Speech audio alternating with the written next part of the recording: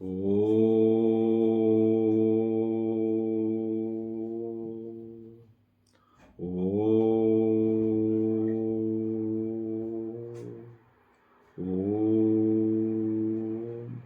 ഭൂർഭുവസ്വഹ തത്സവിതുർവരെണ്യം ഭർഗോ ദേവസ്യ ധീമഹി ധിയോ യോ ന പ്രചോദയാത്. ഓം ശാന്തി ശാന്തി ശാന്തി. യദാ യദാ ഹി ധർമ്മസ്യ ഗ്ലാനിർഭവതി ഭാരത അഭ്യുത്ഥാനമധർമ്മസ്യ തഥാത്മാനം സൃജാമ്യഹം. പരിത്രാണായ സാധൂനാം വിനാശായ ച ദുഷ്കൃതാം ധർമ്മസംസ്ഥാപനാർത്ഥായ സംഭവാമി യുഗേ യുഗേ.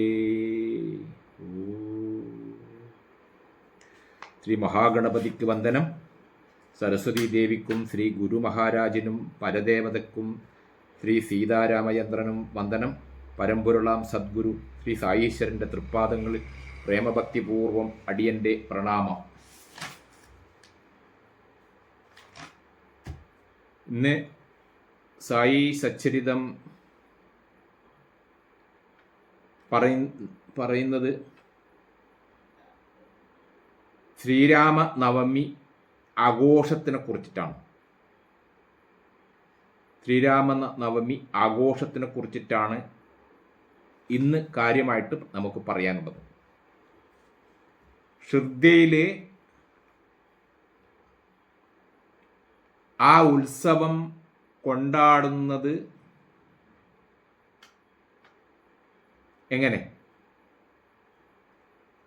എങ്ങനെയാണ് അത് ആരംഭിച്ചത്, അതേ സംബന്ധിച്ചിട്ടാണ്. സായി സച്ചരിതത്തിലെ ശ്രീ സായിബാബ രാമനവമി ഉത്സവത്തെ സംബന്ധിച്ച് പറയുന്നുണ്ട്. നമുക്കിനി രാമനവമി ഉത്സവത്തെക്കുറിച്ച് കേൾക്കാം. Gopal Rao Gundu, circle inspector. അദ്ദേഹത്തിന് 3 ഭാര്യമാരുണ്ട്, പക്ഷെ മക്കളില്ല. സായി കൃപയാൽ അദ്ദേഹത്തിന് സന്താന സൗഭാഗ്യമുണ്ടായി. ആ സന്തോഷം പങ്കിടാനായി ഗോപാൽ റാവ് ഉത്സവം നടത്താൻ ആഗ്രഹിച്ചു. ശ്യാമ മുഖേന ബാബയുടെ അടുക്ക കാര്യങ്ങൾ ബോധിപ്പിച്ചു. ഉത്സവം നടത്താൻ ബാബ അംഗീകാരം കൊടുത്തു. ഇനി ഗവൺമെൻറ്റിൻ്റെ അനുമതി കൂടി വേണം. ആദ്യം കൊടുത്തേരം അനുവാദം ലഭിച്ചില്ല.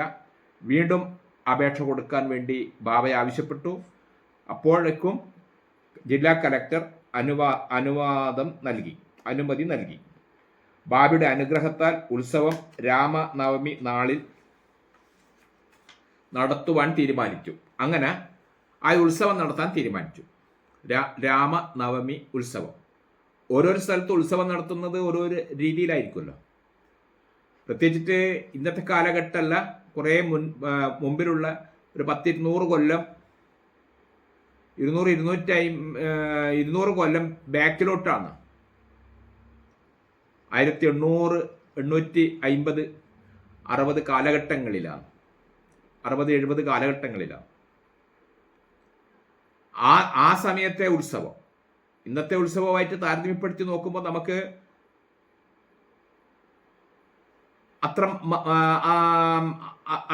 അത്ര വലിയ ഒരു കേമമായിട്ട് നമുക്ക് ഇന്ന് തോന്നൂല. പക്ഷെ ആ കാലഘട്ടത്തിൽ അത് അങ്ങനെ തന്നെയാണ്.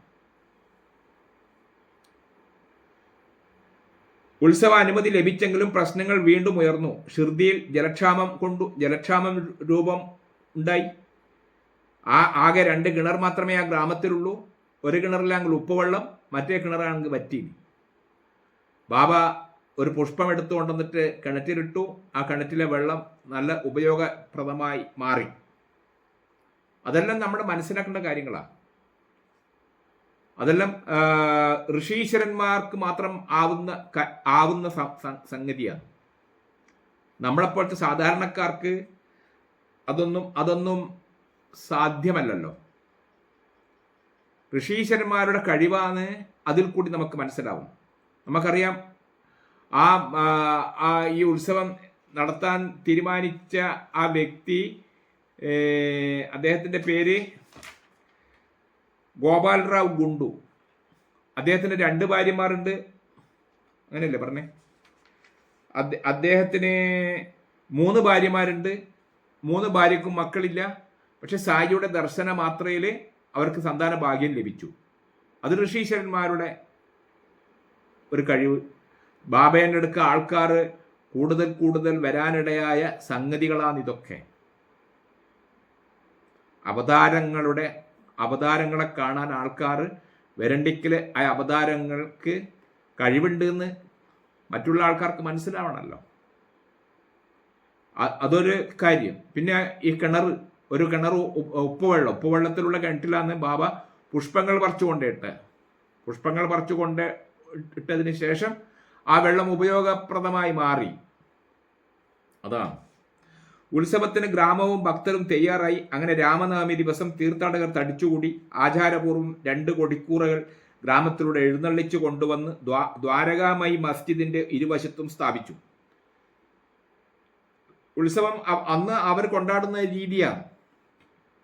2 കൊടികൾ എന്തിട്ട് 2 വിധത്തിലുള്ള എന്താ പറയുക, ഒരു നീണ്ട ഘോഷയാത്ര പോലെ നാമങ്ങൾ ഉച്ചരിച്ചുകൊണ്ട്, രാമനാമം ഉച്ചരിച്ചുകൊണ്ട് നീണ്ട ഘോഷയാത്ര പോലെ വന്ന് ഈ രണ്ട് വിഭാഗങ്ങളാക്കി തിരിച്ച് അവർ വന്ന് ദ്വാരകാമയി മസ്ജിദിന്റെ ഇരുവശത്തും സ്ഥാപിച്ചു. ഈ കൊടിക്കൂറകൾ നിമങ്കോറിന്റെയും ദാമു അന്നായുടേതുമായിരുന്നു. ഇന്നും കൊടിക്കൂറ പ്രദക്ഷിണം തുടരുന്നു. ഇന്നും നമ്മളിത് സംസാരിച്ചു കൊണ്ടിരിക്കുന്ന ഇന്നും ഷിർദിയിൽ ബാബ ഇരുന്ന ആ സ്ഥലത്ത് രാമനവമി ദിവസം ഈ 2 കൊടിക്കൂറ പ്രദക്ഷിണം ഇന്നും തുടരുന്നുണ്ട്. അവിടെ ചെറിയ നിലയിൽ തുടങ്ങിയ ഈ ഉത്സവത്തിന് പിന്നീട് പല മാറ്റങ്ങളും വന്നു. അതാണ് ആദ്യകാലത്ത് നടന്നു വരുന്ന ഉത്സവം പോലെയല്ല പിൽക്കാലത്ത് ഉണ്ടായിട്ടുണ്ടാവുക.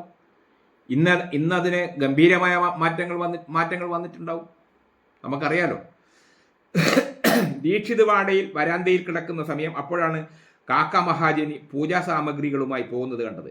ഈശ്വര നിശ്ചയം എന്ന വിധം അദ്ദേഹത്തിന്റെ മനസ്സിലൊരു ആശയം തെളിഞ്ഞു. എന്തുകൊണ്ട് രാമന്റെ ജന്മദിനം ഇവിടെ ആഘോഷിച്ചുകൂടാ? ഉടൻ തന്നെ കാക്കയോട് അക്കാര്യം പറഞ്ഞു. അദ്ദേഹത്തിനും ആശയം വളരെ സ്വീകാര്യമായി.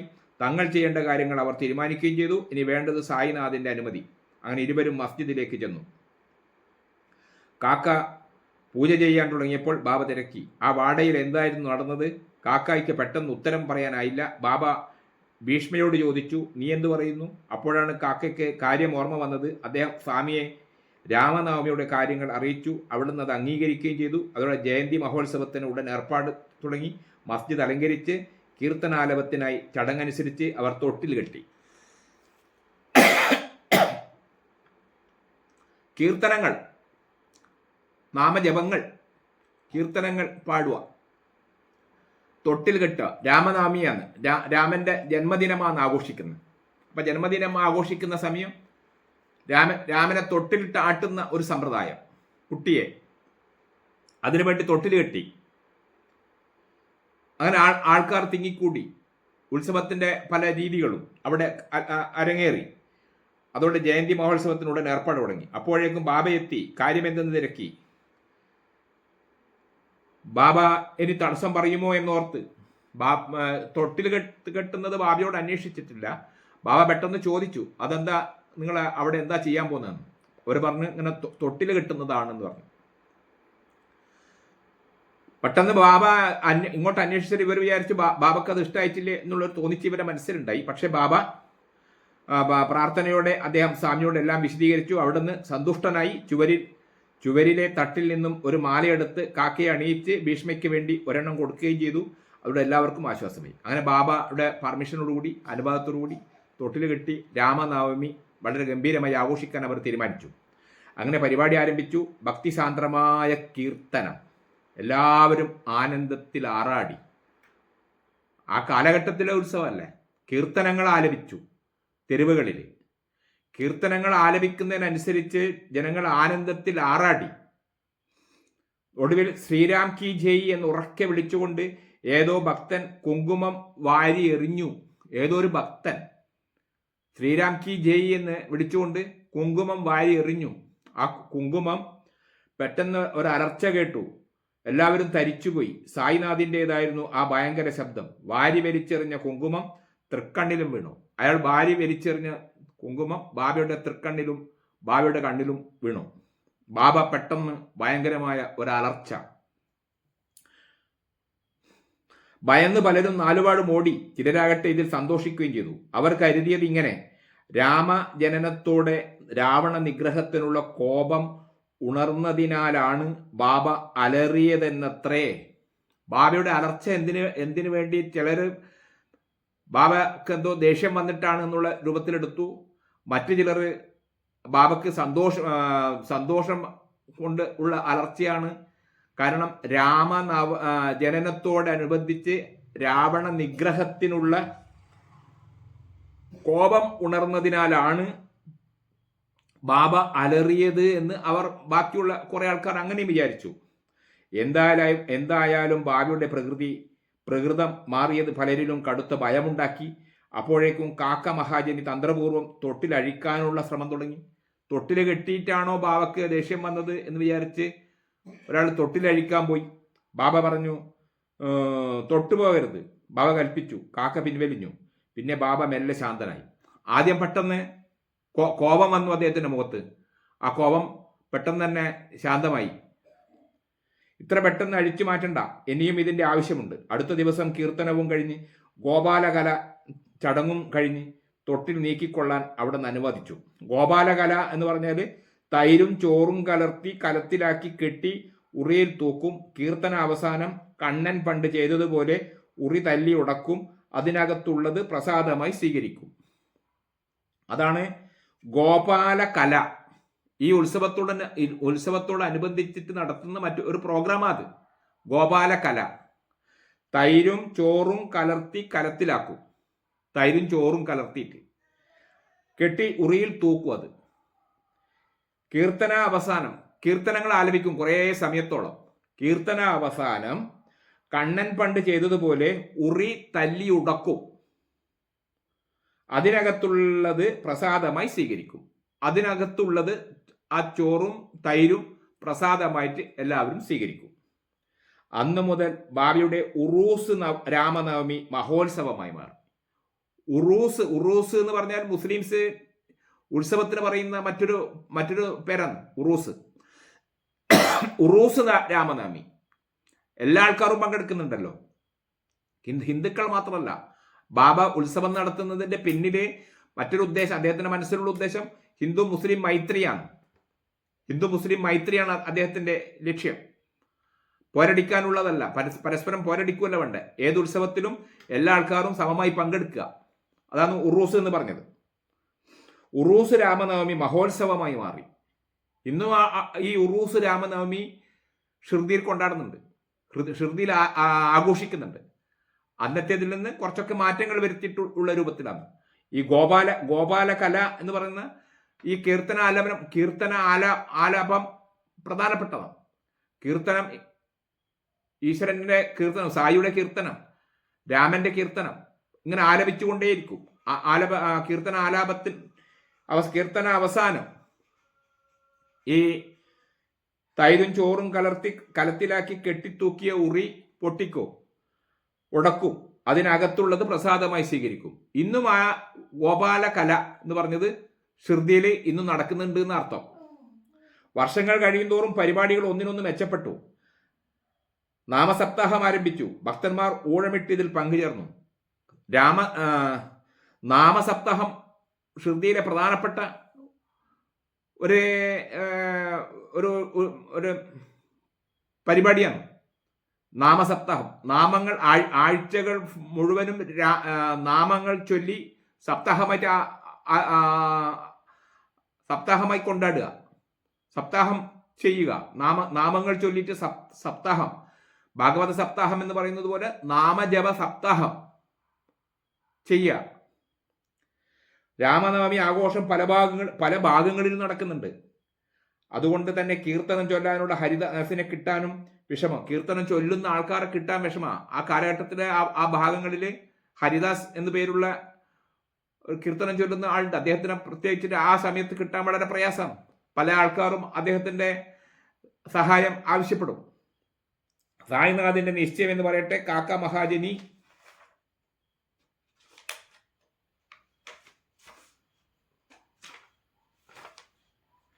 ആകസ്മികമായി ബാല ബുവാമാലിയെ കണ്ടുമുട്ടി. അഭിനവ തൂക്കാറാം എന്നാണ് അദ്ദേഹം അറിയപ്പെടുന്നത് തന്നെ. ചില പ്രത്യേക സംഭവ വികാസങ്ങളാൽ ബാല ബുവയ്ക്ക് പതിവ് സ്ഥലത്ത് പാടാനായില്ല. അങ്ങനെ രാമനെ സേവിക്കാനുള്ള അവസരം ഇല്ലാതായി. വരുമാനവും നിലച്ചു. ആ സമയത്താണ് കാക്ക മഹാജനിയുമായി കാണുന്നത്, ഷിർദിയിലേക്ക് ക്ഷണിക്കുന്നതും. അങ്ങനെ അദ്ദേഹം ഷിർദിയിലെത്തി ബാബയുടെ അനുഗ്രഹവും അനുമതിയും സ്വീകരിച്ച് മധുര മനോഹരമായി പാടി. ബാബയുടെ കൽപ്പന പ്രകാരം നല്ല തുക ദക്ഷിണയായി നൽകുകയും ചെയ്തു. ആ കാലഘട്ടത്തിലെ ഉത്സവങ്ങൾ കൊണ്ടാടുമ്പോൾ കീർത്തന ആലപിക്കുക എന്നുള്ളത് ഒരു പ്രധാനപ്പെട്ട ഇനമാണ്. ഭഗവാന്റെ കീർത്തനങ്ങൾ ഇങ്ങനെ പാടുക, കീർത്തനങ്ങൾ പാടി ജനങ്ങൾ കൂട്ടമായിട്ട് കീർത്തനങ്ങൾ ആലപിക്കുക. അതിന് നേതൃത്വം കൊടുക്കേണ്ട ആൾക്കാരുണ്ടാവുമല്ലോ, പ്രധാനപ്പെട്ട ചില വ്യക്തികൾ പാട്ടുപാടുന്നു.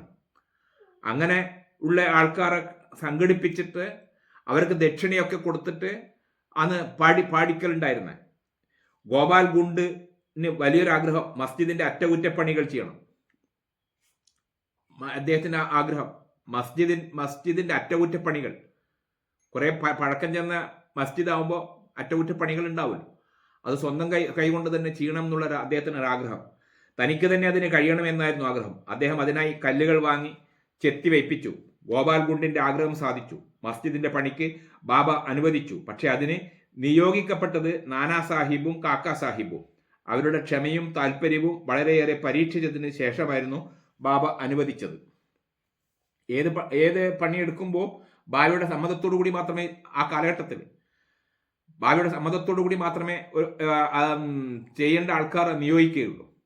അത് അവരിൽ നല്ല ക്ഷമയും മറ്റുള്ള ആൾക്കാരെ മാത്രമേ ബാബ ഇങ്ങനത്തെ ഈ ജോലിക്ക് മറ്റും നിയമിക്കാർ പതിവ്.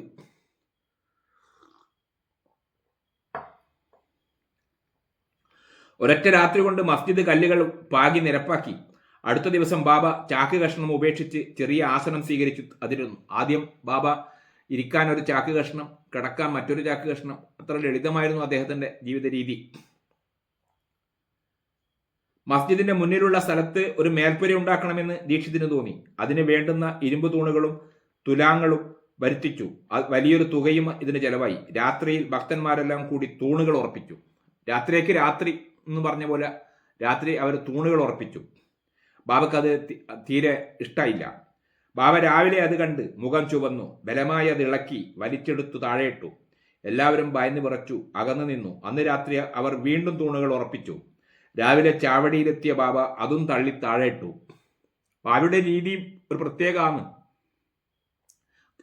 ഋഷീശ്വരന്മാരുടെ രീതി നമ്മുടേതിൽ നിന്ന് വ്യത്യസ്തമാണ്. അവരെന്താണോ ഉദ്ദേശിക്കുന്നത് എന്ന് നമുക്ക് തന്നെ വ്യക്തമായിട്ട് മനസ്സിലാവില്ല എന്താണ് അവരുടെ ഉദ്ദേശമെന്ന്. തങ്ങളുടെ ആഗ്രഹപൂർത്തിക്കായി ഭക്തന്മാർ നിരന്തരം മടുപ്പില്ലാതെ പ്രയത്നിച്ചുകൊണ്ടിരുന്നു. ഒരു ദിവസം ബാബയുടെ ക്ഷമ നശിച്ചതുപോലെ കാണപ്പെട്ടു. അവിടുന്ന് താത്യായുടെ കഴുത്തിൽ ഒരു കൈകൊണ്ട് പിടിച്ചു മുറുക്കി മറുകൈ കൊണ്ട് തൂണ് പിഴുതെടുക്കാൻ ശക്തിയായി ഇളക്കാൻ തുടങ്ങി. ബാബക്ക് ദേഷ്യം വന്നു. ബാബ ആ പണിയെടുത്തുകൊണ്ടിരിക്കുന്ന ഒരാളുടെ കഴുത്തിന് ഞെക്കിപ്പിടിച്ചു. മറ്റേ കൈ കൊണ്ട് അദ്ദേഹം തൂണുകൾ ഇളക്കിപ്പൊരിച്ചു. എല്ലാവരും അമ്പരന്നു. എന്ത് ചെയ്യേണ്ടു എന്നറിയാതിരിക്കെ ബാബ താത്യായുടെ തലപ്പാവ് വലിച്ചെടുത്തു. പിന്നീട് തീപ്പെട്ടിക്കുള്ളി ഉരച്ച് അതിൽ കൊളുത്തി. തീ പടർന്നപ്പോൾ അത് കുഴിയിലേക്ക് എറിഞ്ഞു. ബാബയുടെ രീതി വ്യത്യസ്തമാണ്. എന്തിനാണ് ബാബ അത് ചെയ്തത് എന്ന് നമുക്ക് അറിയാൻ പറ്റൂല. അവതാരങ്ങളെ പറയുന്ന രീതി അനുസരിക്കുക എന്നല്ലാതെ അത് നമുക്ക് ചോദ്യം ചെയ്യാൻ പറ്റൂല. അതിന്റെ പിന്നിലൊക്കെ കാര്യങ്ങളുണ്ടാവും. നമുക്ക് മഹാഭാരത യുദ്ധത്തിൽ നമുക്ക് ഇങ്ങനെയുള്ള ധാരാളം കാര്യങ്ങൾ നമുക്കറിയാം. നമ്മൾ വിചാരിക്കുന്ന രീതിയിലല്ല അർജുനനെ അദ്ദേഹത്തിന്റെ ഗുരുനാഥനോടും അദ്ദേഹത്തിന്റെ ഭീഷ്മാചാര്യനോടും അദ്ദേഹത്തിന്റെ സ്വന്തം സഹോദരന്മാരോടും അമ്മാവന്മാരോടും ഒക്കെ യുദ്ധം ചെയ്യാൻ വളരെ പ്രയാസം തോന്നി.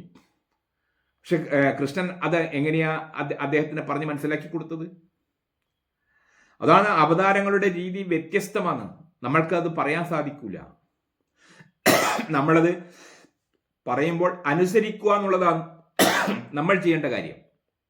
എല്ലാവരും അമ്പരന്നു. എന്ത് ചെയ്യേണ്ടു എന്ന് അറിയാതിരിക്കെ ബാബ താത്തയുടെ തലപ്പാവ് വലിച്ചെടുത്ത് പിന്നീട് തീപ്പെട്ടിക്കുള്ളി ഉരച്ച് അതിൽ കൊളുത്തി തീ പടർന്നപ്പോൾ അത് കുഴിയിലേക്ക് എറിഞ്ഞു. ബാബയുടെ മിഴികൾ അഗ്നിസമാനം ജ്വലിച്ചു.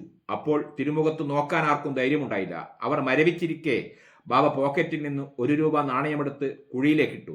1 രൂപ നാണയമെടുത്ത് കുഴിയിലേക്കിട്ടു. അത് മംഗളമുഹൂർത്തത്തെ സൂചിപ്പിക്കും പോലെ അവർക്ക് തോന്നി. ഈ സമയം ബാബ ശകാരം തുടർന്നുകൊണ്ടേയിരുന്നു. താത്യ പേടിച്ച് വിറങ്ങലിച്ച് നിൽക്കുകയാണ്. എല്ലാവരും പേടിച്ച് വിറങ്ങലിച്ച് നിൽക്കുകയാണ്. ബാബയോട് എന്താ പറയണ്ടേ എന്നറിയാതെ. ബാബയുടെ കോപം തണുക്കുന്നുമില്ല. ബാബയെ ശാന്തമാക്കാമെന്ന ധാരണയോടെ ബാഗോജിഷിന്റെ മെല്ലെ മുന്നോട്ട് ചെന്നു. ബാബയുടെ കോപം ഇരട്ടിച്ചു. അയാളെ പ്രഹരിച്ചു. അവിടുന്ന് പുറത്തേക്ക് തള്ളി. മാധവറാവുവിനും അത് തന്നെയായിരുന്നു സംഭവിച്ചത്. അനുനയിപ്പിക്കാൻ ശ്രമിച്ചവരെല്ലാം എതിരേറ്റത് ഇഷ്ടിക കഷ്ണങ്ങൾ എടുത്ത് ബാബ അവരെ എറിയുന്നു, അവരെ അടിക്കുന്നു. എല്ലാവരും ഭയന്നു പറിച്ചു നിൽക്കെ പെട്ടെന്ന് സമയം കടന്നുപോകെ ബാബയുടെ ഭാവം അടങ്ങിത്തുടങ്ങി. തിരുമുഖത്ത് ശാന്തിയുടെ വേലിയേറ്റം കണ്ടു. തിരുമുഖത്ത് ശാന്തിയുടെ വേലിയേറ്റം കണ്ടു. കുറേ സമയം കത്തിജ്വലിച്ചുകൊണ്ടിരുന്ന ബാബ എല്ലാവരെയും കുറേ നിമിഷ നേരത്തേക്ക് ഭയവിഹുലരാക്കി. എല്ലാവരും ബാബയുടെ മുമ്പിൽ എന്താ ചെയ്യേണ്ടതെന്നറിയാതെ തരിച്ചിരുന്നു. ആരും ഒരക്ഷരം പോലും ബാബയോട് എതിർത്ത് ഉരിയാട്ടതേയില്ല. ക്രമേണ ബാബയുടെ മുഖം മെല്ലനെ ശാന്തമായി. എല്ലാവരും ഭയന്ന് വിറച്ചു നിൽക്കെ സമയം കടന്നുപോയി ബാബയുടെ ഭാവം അടങ്ങിത്തുടങ്ങി. തിരുമുഖത്ത് ശാന്തിയുടെ വേലിയേറ്റം കണ്ടു.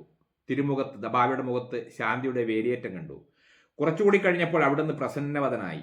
ഒരു തുണിക്കച്ചവടക്കാരനെ വിളിപ്പിച്ച് അയാളോട് കസവുള്ള തലപ്പാവ് തുന്നിക്കൊണ്ടുവരാൻ കൽപ്പിച്ചു. തലപ്പാവ് കിട്ടിയപ്പോൾ അവിടുന്ന് തൃക്കരത്താൽ പ്രേമപൂർവ്വം താത്തയുടെ ശിരസിൽ കെട്ടിക്കൊടുത്തു. താത്തയുടെ ശിരസിലുണ്ടായിരുന്ന തുണിയായിരുന്നു അദ്ദേഹം വലിച്ചെടുത്ത് തീപ്പട്ടിക്കൊല്ലിനെ കൊണ്ട് കത്തിച്ച് കുഴിയിലേക്ക് വലിച്ചെറിഞ്ഞ്. പിന്നീട് കോപം ശാന്തമായപ്പോൾ ഒരു തുണിക്കച്ചവടക്കാരൻ്റെ അടുത്ത് നിന്ന് വലിയൊരു തുണി വാങ്ങി ആ തലപ്പാവ് വാങ്ങി തൃക്കരത്താൽ പ്രേമപൂർവ്വം താത്തയുടെ ശിരസിൽ കെട്ടിക്കൊടുത്തു. മഹാരാജാവ് സമ്മാനിക്കുന്ന ബഹുമതി മുദ്ര പോലെ താത്തയുടെ തലയിൽ ആ തലപ്പാവ് കെട്ടിക്കൊടുത്തു. എന്തിനാണ് അവിടുന്ന് ക്ഷോഭിച്ചത്? താത്തയുടെ കഴുത്തിൽ പിടിച്ചമർത്തിയത് എന്തിന്? പൊടുന്നനെ ശാന്തനായത് എന്തുകൊണ്ട്? ഈ കാര്യങ്ങൾ ഏവർക്കും അജ്ഞാതം. ഈ കാര്യങ്ങൾ ആർക്കും അറിയില്ല. എന്തിനാണ് ആ ഋഷീശ്വരൻ ഷിർദി സാഹിബ് ബാബ അങ്ങനെ ചെയ്തത് എന്ന് ആർക്കും അറിയില്ല. അതിന്നും അജ്ഞാത.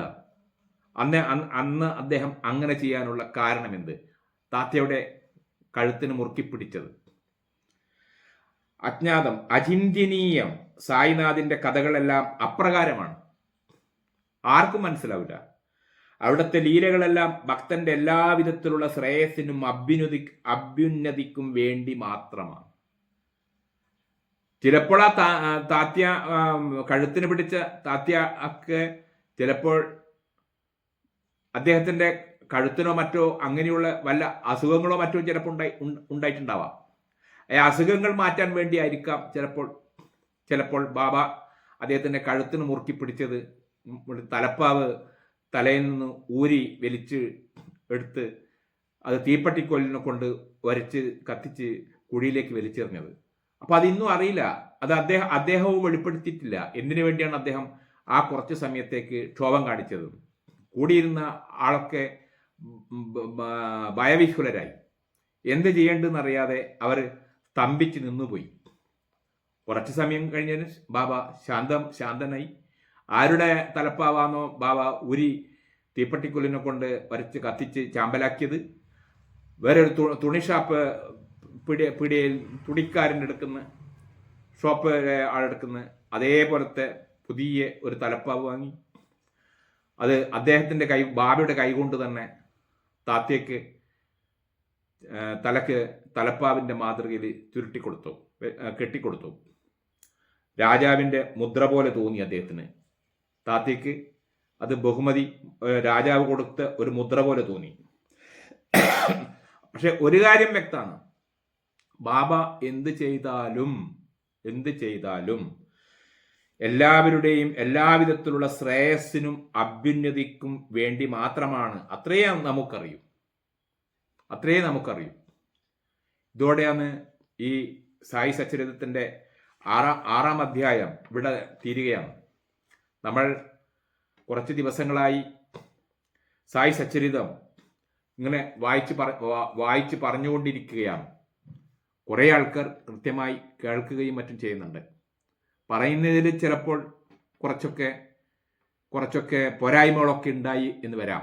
എന്നിരുന്നാലും നമ്മൾ ഇത് കേൾക്കുകയും ഒരു തവണ കേൾക്കുകയും സായി സച്ചരിതം എന്ന പുസ്തകം വാങ്ങി വായിക്കണമെന്നുള്ള ആഗ്രഹം നമുക്ക് തോന്നുകയും അല്ലെങ്കിൽ സായീശ്വരൻ്റെ ഒരു ഫോട്ടോയെങ്കിലും ഈ കേട്ട നിലക്ക് വാങ്ങി നമ്മുടെ പൂജാമുറിയിൽ വെക്കണമെന്ന് തോന്നുന്നുണ്ടെങ്കിലും അതൊക്കെ വളരെ നല്ല കാര്യങ്ങളാണ്. തീർച്ചയായിട്ടും നമുക്ക് ധാരാളം മെച്ചങ്ങൾ നമ്മുടെ ജീവിതത്തിൽ തീർച്ചയായിട്ടും സായീശ്വരൻ ഉണ്ടാക്കി കൊണ്ടുവരും എന്നുള്ളത് തീർച്ച തന്നെയാണ്. നമ്മൾ ഒരു മുടക്കവും കൂടാതെ ഈ സായിൻ്റെ സച്ചരിതം മുഴുവനായിട്ടും കേൾക്കുകയും നമ്മൾ കേൾക്കുക മാത്രമല്ല മറ്റുള്ളവർക്ക് അത് കേൾക്കാനുള്ള അവസരം നമ്മൾ മുഖേന ഉണ്ടാക്കി കൊടുക്കണം.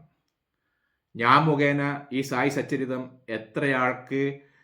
എത്ര ആൾക്ക് അത് പറഞ്ഞു കൊടുക്കാൻ ഇടയായി. ഈ സായിയുടെ സച്ചരിതം പറയുന്നത് ഞാൻ മുഖേന കേൾക്കാൻ ഒരു 4 or 5 ആളെങ്കിലും ഒരാൾ മുഖേന കേൾക്കുന്നുണ്ടെങ്കിൽ അതിൻ്റെ മഹത്വം ആ വ്യക്തിക്കാണ് ഉണ്ടാവുക. ആ വ്യക്തിയാണല്ലോ സായീശ്വരനെ പരിചയപ്പെടുത്തി കൊടുക്കുന്നത്.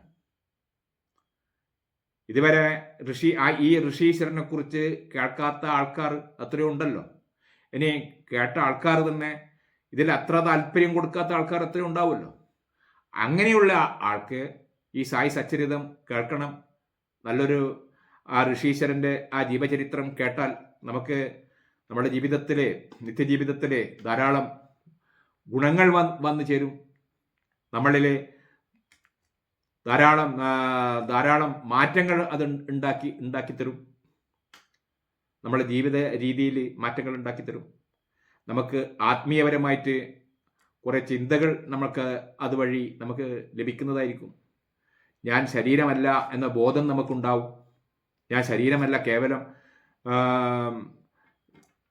അസ്ഥി, മാംസം, ചോര, കഫം ഇതൊക്കെയുള്ള ഒരു ശരീരമല്ല ഞാൻ.